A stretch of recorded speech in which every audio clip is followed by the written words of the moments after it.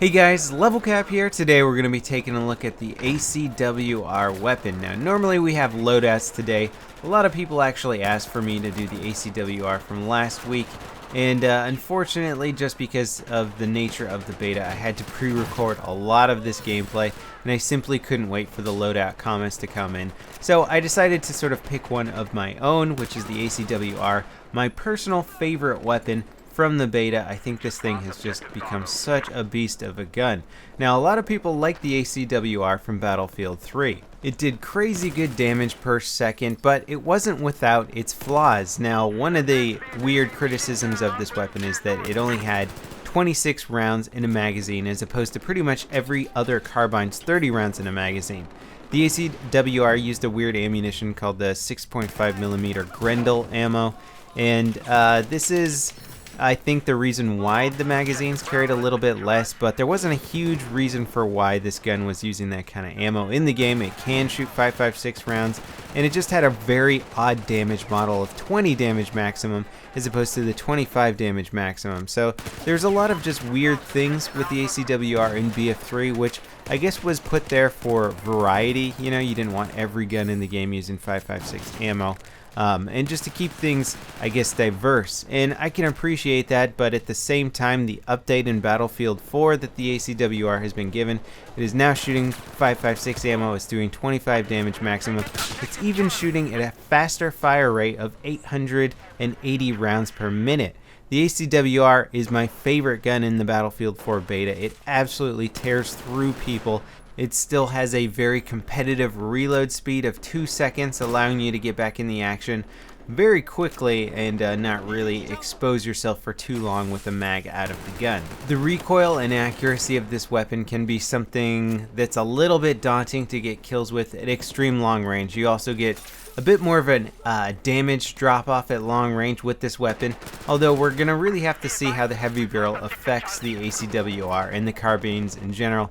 It might actually make them more effective at longer ranges than we are able to get them to be in the beta. So again, the attachments are going to have a very big effect on the weapons, but the fact that currently you can put a red dot sight on there and a foregrip, which I think is like already getting the gun to 90% of its potential, it is just such a wonderful weapon to play with, and I think we're going to be seeing a lot of the ACW-R in the final launch of Battlefield, because the maximum damage output is very impressive. Again, 880 rounds per minute with a 25 damage maximum. This is going to make it one of the top damaging weapons for any sort of close quarter combat. To put that in perspective for you guys, the AEK-971, one of the most powerful and potentially deadly weapons in BF3, was doing 900 rounds per minute at 25 damage maximum. So this is 880 rounds per minute, 25 damage maximum. It's almost got the same damage output as the AEK-971, and because of the AEK-971's damage output and its ability to essentially still be accurate while putting out that kind of damage, it was one of the best guns in BF3, and I think the ACW-R has the potential to be one of the best guns in BF4.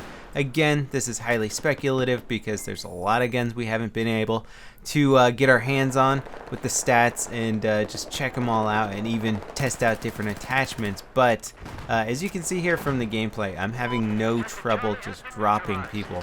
And the domination game mode was a really great way to test out this gun. You know, you get a lot of fast action run and gun gameplay, a lot of close to medium range engagements.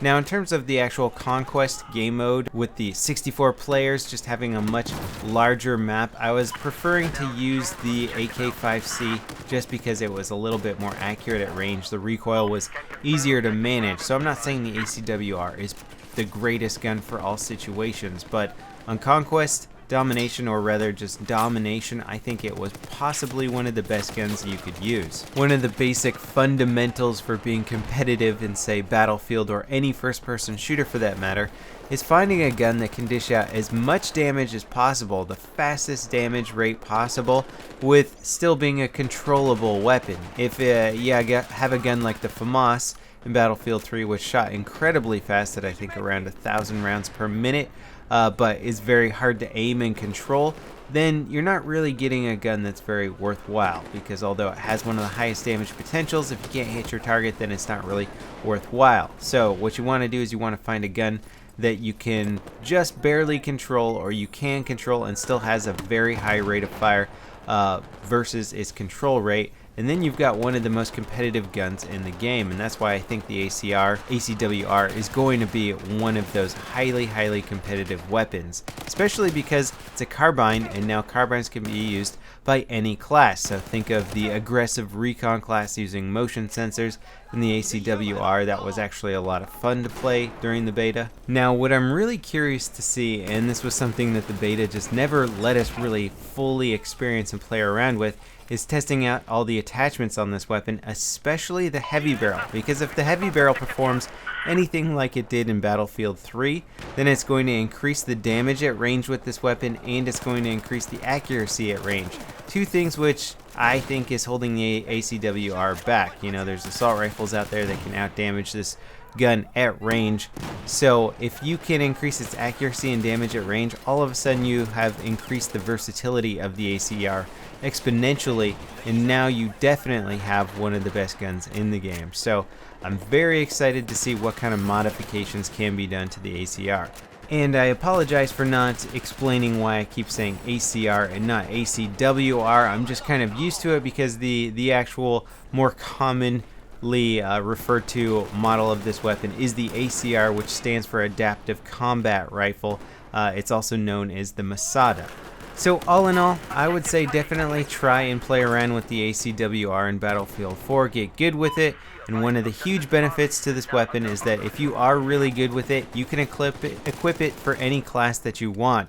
And I think that's going to be a very popular trend in Battlefield 4, is getting incredibly good with a carbine of your choice and then just using that on whichever class you enjoy the most. So thanks for watching, guys. I apologize for not picking one of the loadout comments this time, just due to the nature of the beta and having to pre-record a lot of this footage for you guys. Loadout will return to its normal format where you guys, the viewers, get to pick the guns and customizations that I use. As always, thanks for watching, guys, and I'll see you next time. This is LevelCap signing off.